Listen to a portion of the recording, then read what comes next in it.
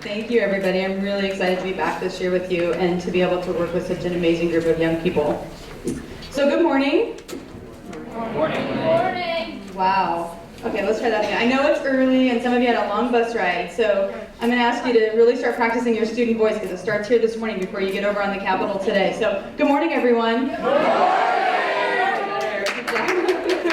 Thanks, Justin.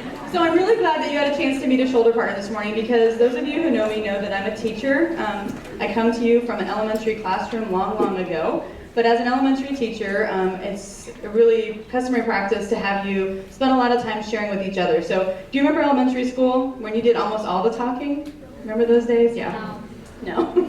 Well, you were in the wrong classroom, so you should have been doing all the talking. But you have a shoulder partner, someone that you've already introduced yourself to. What I want you to do now is interview your shoulder partner and ask them questions that will help you determine 3 unique things about them, something else that no one else in this room may share with them. So your job as the interviewer is to make sure that you find out 3 unique things about your shoulder partner, and I'll give you about 2 minutes, and then we're going to flip, and then your shoulder partner is going to interview you. Okay, 3 really unique things. Go ahead and start.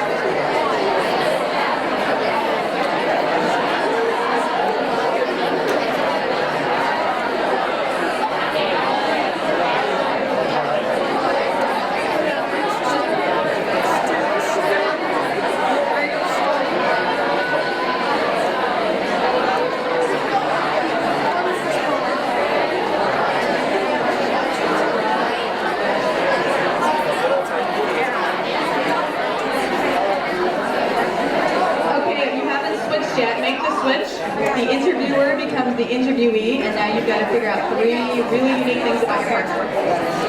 You're awful.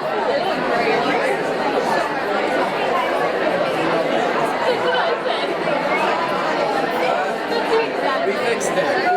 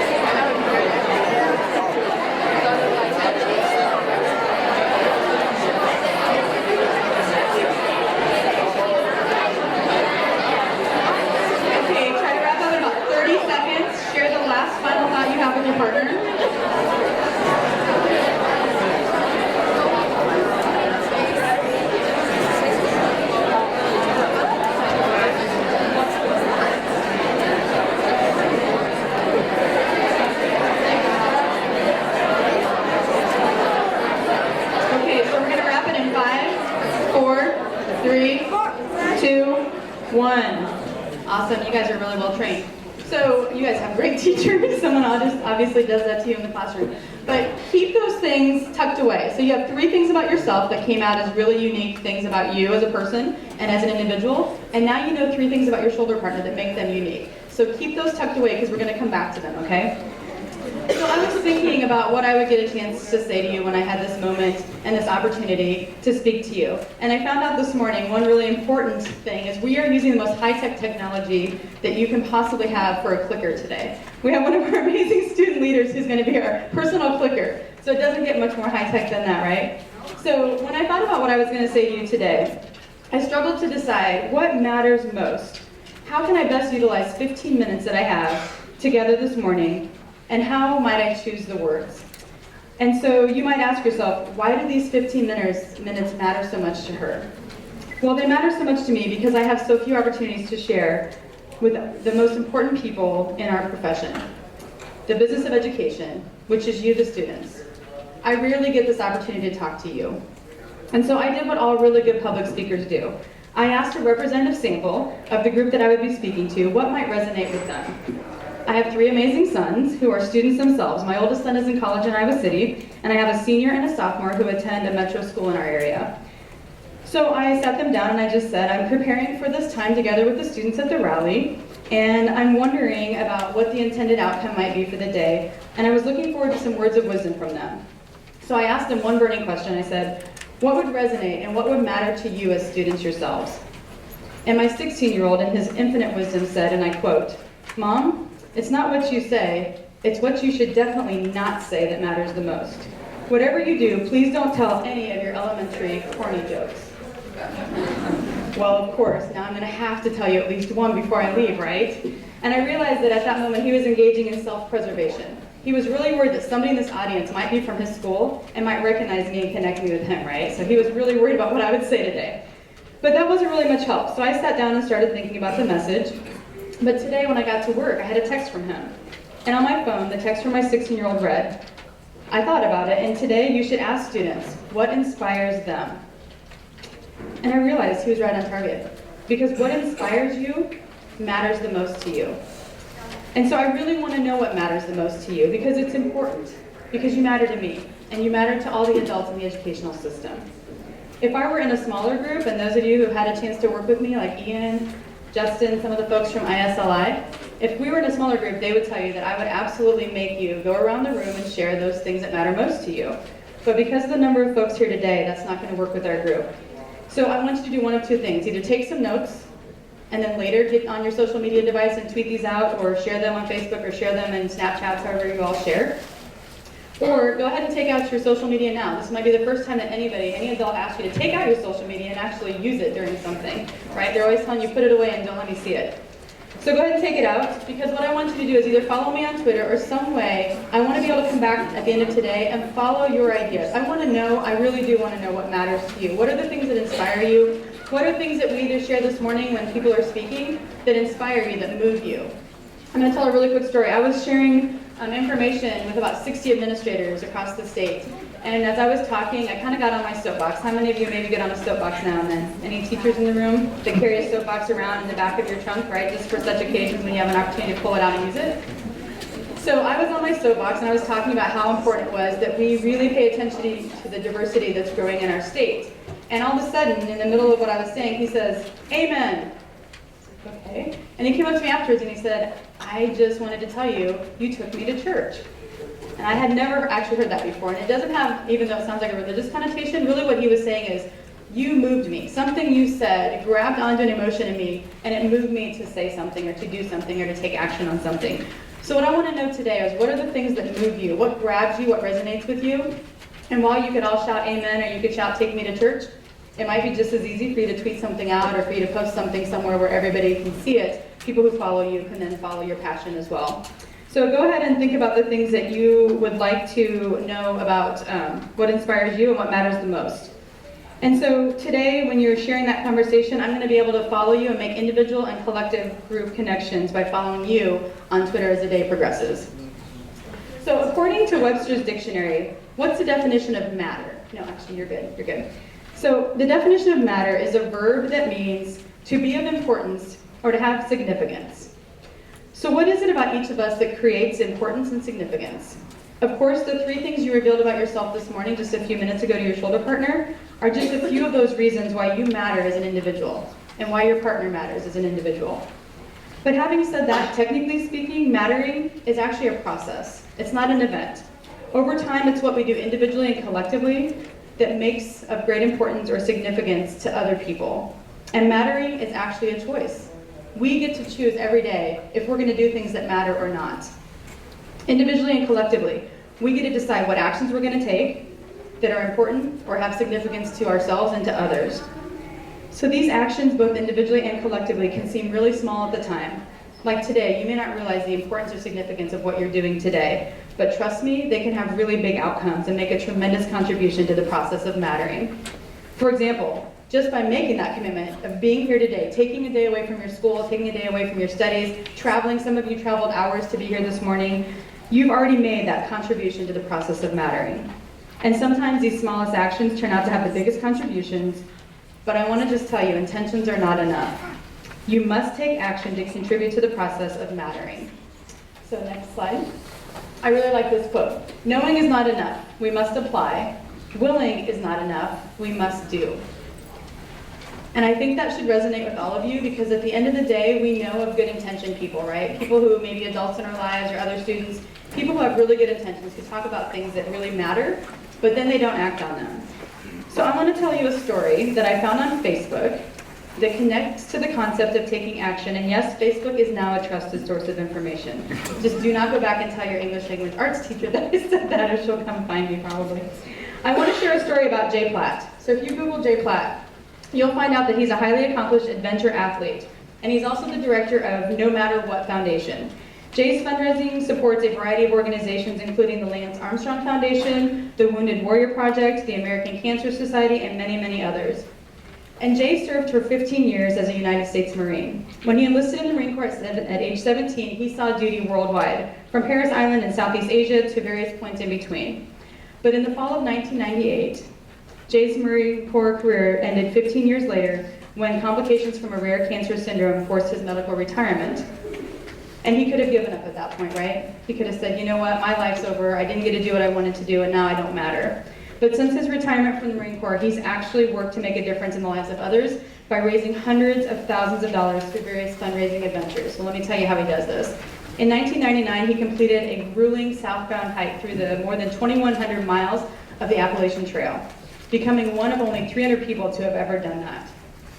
In 2011, he became the only person in the world to swim across the Mississippi River, which doesn't sound like that big a deal, right? But he was blindfolded, handcuffed, and shackled. But in August of 2004, Jay got a phone call from his mother asking if he'd heard the news yet. Alberto Cristina had just swam from Alcatraz to San Francisco with both of his hands and feet bound, becoming only the second person in the world to ever do so. Jay was floored. Not because Alberto had made it, because Jay had no doubt it could be done. It had already been done before by one other person. Jay was really upset that Alberto had done the swim, period. He was just plain mad. It was like Alberto had stolen his idea. Of course, Alberto hadn't stolen anything. He just got the same idea that Jay had, and he acted on it. Did you get that? He got the same idea as Jay, and he acted on it. Imagine that, a guy living in Italy comes up with basically the same idea as a guy in the US, and then he gets on the plane, flies to America, and actually does the swim first. And even though Jay was going to do the swim himself, and he thought he would be the second person ever to do so, none of that mattered to him at that moment. The truth is, action is the only thing that really matters. Ideas or intentions are a dime a dozen. So what I want you to do right now is think about whether or not you've ever had an idea or an experience such as Jay's. Is there anything that you've ever thought of that you wish you would have acted on because maybe someone else acted on it, or you just never acted on it and now you wish you would have? So turn to your shoulder partner and share maybe one thing that you never acted on that you wish you would have.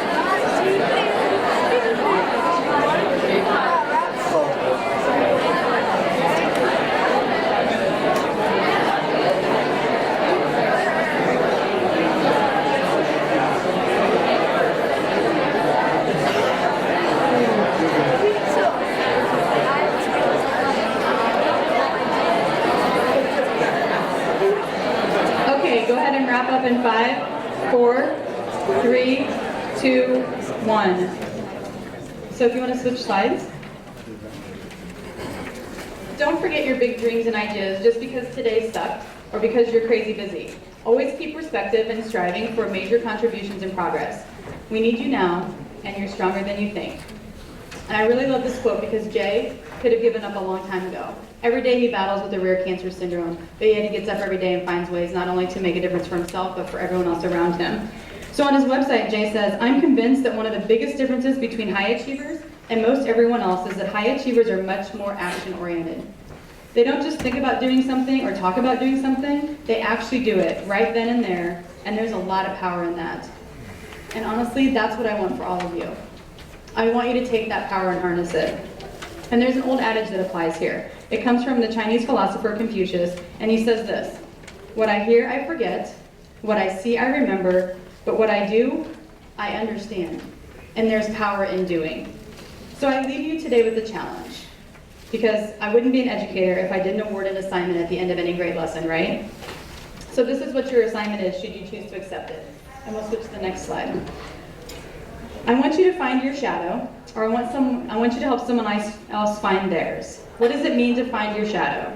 I've been following an amazing national project that you can find on the website listed here on the screen, or just by searching Student Shadow Days. This is a project that's helping build empathy in adults through Student Shadow Days. Currently, the project involves school administrators who select a student to shadow in order to see school through their eyes. And they shadow that student for a full day. What if we invited other adults to become shadows as well, to better understand the student experience? What if we invited elected officials to become shadows? Maybe you're not comfortable being shadowed. Maybe you individually would not want to be a shadow, but maybe you have a friend or somebody else, another student who you think would be comfortable becoming the shadow and being able to participate in an empathy building experience for another adult. You could talk to them and connect them with the information on the website. But I want to just tell you, when you look at the website, you'll see amazing stories from building principals, from school superintendents, people who have shadowed students, and they really report it as being a life-changing experience. They've been in education 20, 30 years, and the student shadowing experience has really put them in a different perspective, and they're able to see things from a different perspective. So I really do want to challenge you. How many of you would be willing to either be the shadow yourself or find someone else to be the shadow? Awesome. Give yourselves a big round of applause.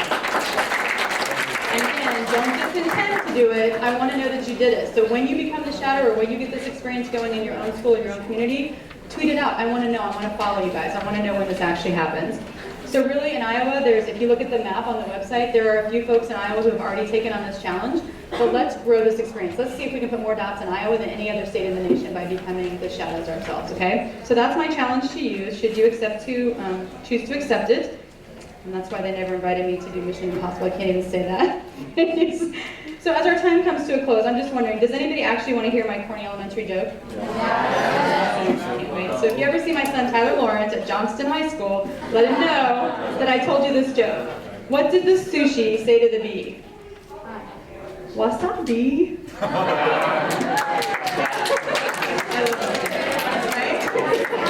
That is really good, right? Okay.